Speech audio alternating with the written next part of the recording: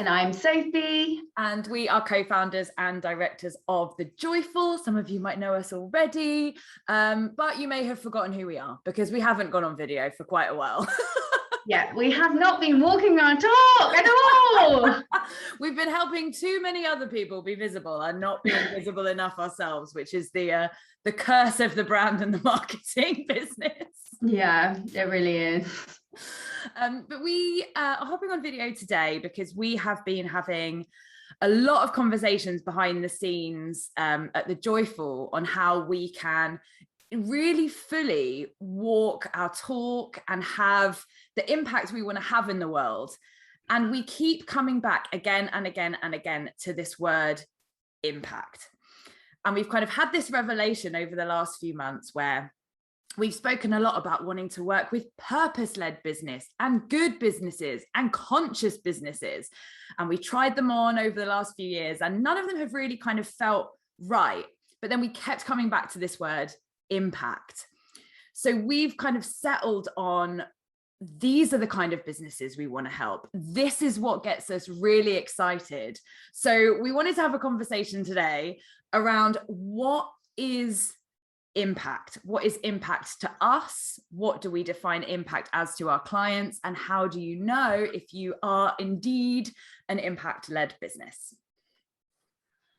So impact, it's kind of, it feels sometimes like this massive, big, scary, or almost unobtainable thing. And certainly we've had experiences of wanting to be an impactful business, impactful leaders, and being paralyzed by it because it feels so big and it feels so unsurmountable. So we've been looking at all of the people, the leaders, the teams, the businesses that we've been supporting over the last 4 years, all of whom are impact-driven businesses in their own way. And we've asked ourselves, what is the one thing that they all have in common? And that is that they are out to make things better in every interaction or every situation in which they can. So that might be something as, seemingly small as allowing your team to work flexibly so that it works for them and they can bring them their best selves to the workplace. It might be something absolutely massive, like creating a piece of software that completely revolutionizes an industry. But one doesn't mean more or better than another, because actually those little impacts, those little acts of kindness really do make the big impact along the way as well, because it can be kind of like I like to think of it as like a little bit of a Mexican wave of impact. Like you pass on an impact, you make someone's day better or someone's life easier. And then they're a little bit more able to do the same to the next person that they come along to as well. Yeah, completely. And I think impact can be a scary word for people.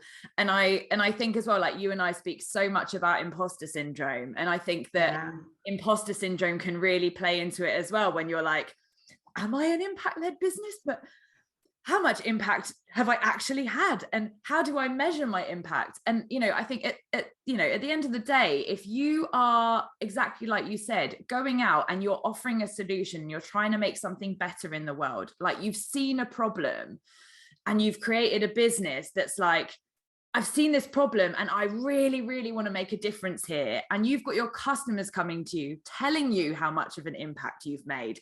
You've got people messaging you on social media, telling you how much of an impact your content has made. Then you are an impact-led business because you are doing something that makes people's lives better in some way. You're not just a business that's gone, oh, there's a gap in that industry and I don't really know much about this, but I've just seen that that's a way to make money and I want to be as profitable as possible at all costs, which, is a hugely outdated business model.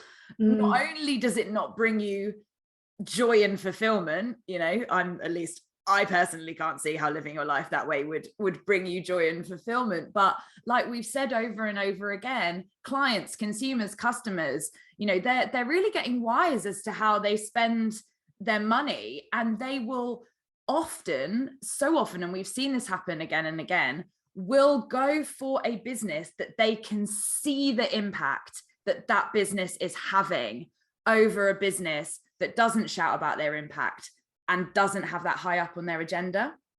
Yeah, absolutely. And I mean, there's so much data out there now. I think it's something like 82% of consumers will leave a brand and go to another brand if that brand has a purpose. And, you know, purpose is another word for out to make a positive impact that aligns with their core values.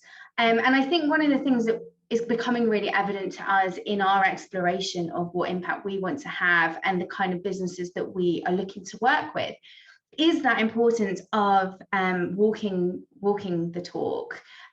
Marketing traditionally is all about talking the talk, and businesses for quite a long time now have got wise to the fact that consumers are looking for purpose, impact, consciousness about people and planet, but they're not actually really doing what they say they're doing. When you actually start to look beneath the surface, you can really see a lot of incongruency and lack of integrity in the practices and behaviors.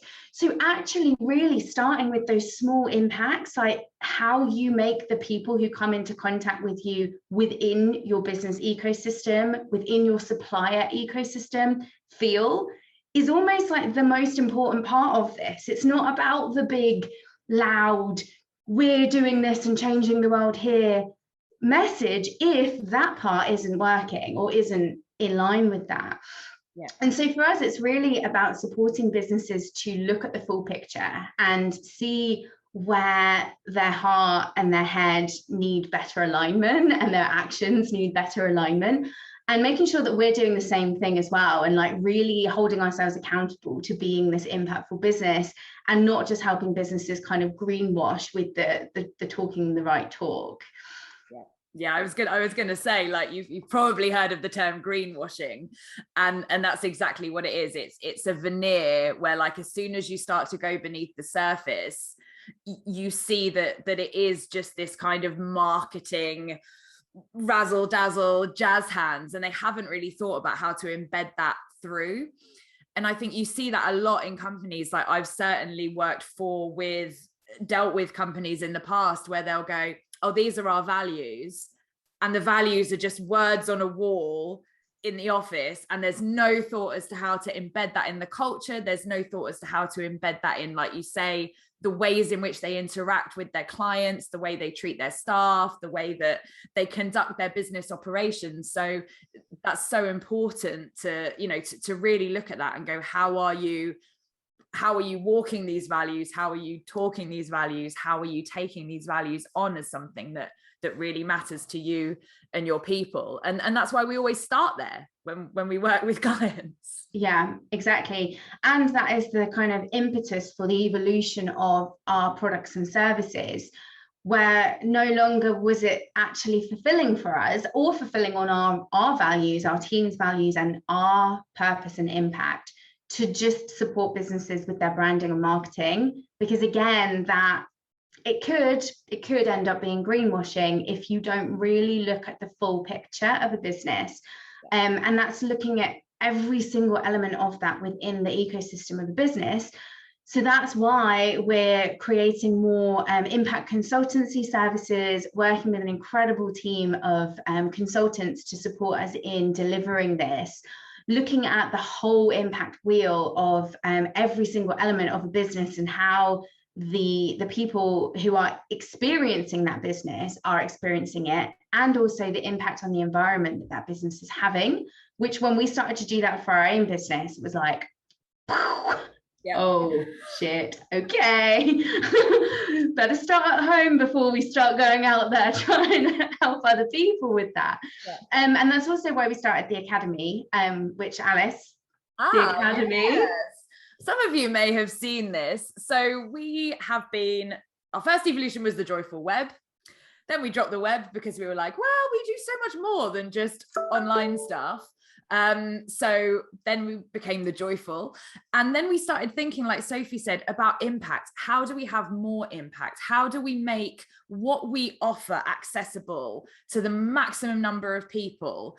And so the Joyful Academy has been a twinkle in our eye for around a year now, and we have finally launched this week, and that is all about supporting smaller businesses, startups, solo entrepreneurs, in being able to access these kind of services that we offer to our bigger clients. Because, you know, we were a small business 4 years ago. We were just 2 of us. And we really, really want to find a way to reach back and help these passionate business owners like us who are out there going, I want to change the world, but oh my God, I have absolutely no idea how to change the world.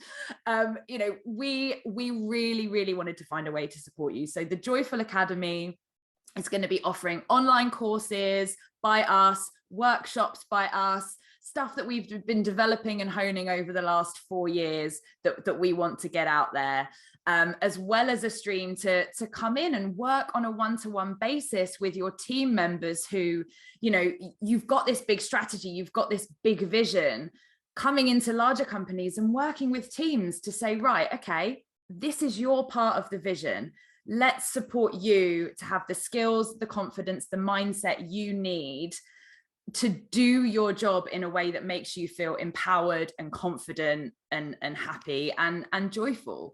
So, you know, we're really excited to see how that's going to evolve, and kind of scary. Like, even after 4 years, it's scary when you like launch a new offering and you're like, how is this going to be received when we've put so much of our hearts into it? So yeah, we keep an eye out for that, because there'll be a lot more workshops and courses coming soon. And yeah, we're just excited to help more businesses make an impact.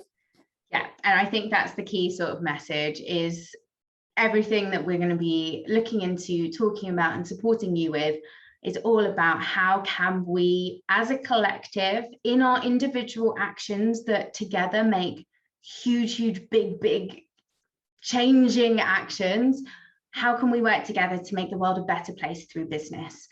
So if that feels really exciting to you, and it certainly feels really exciting to us, then we would absolutely love to hear from you. We will be talking a lot more about this over the coming months, and there will be so many opportunities for you to get involved in whichever way speaks to you.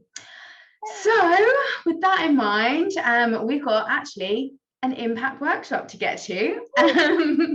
So yeah, it was lovely to do a video again, Alice. It's been ages, and we will be doing this a lot more regularly going forward. We will see you all soon. Bye. Bye.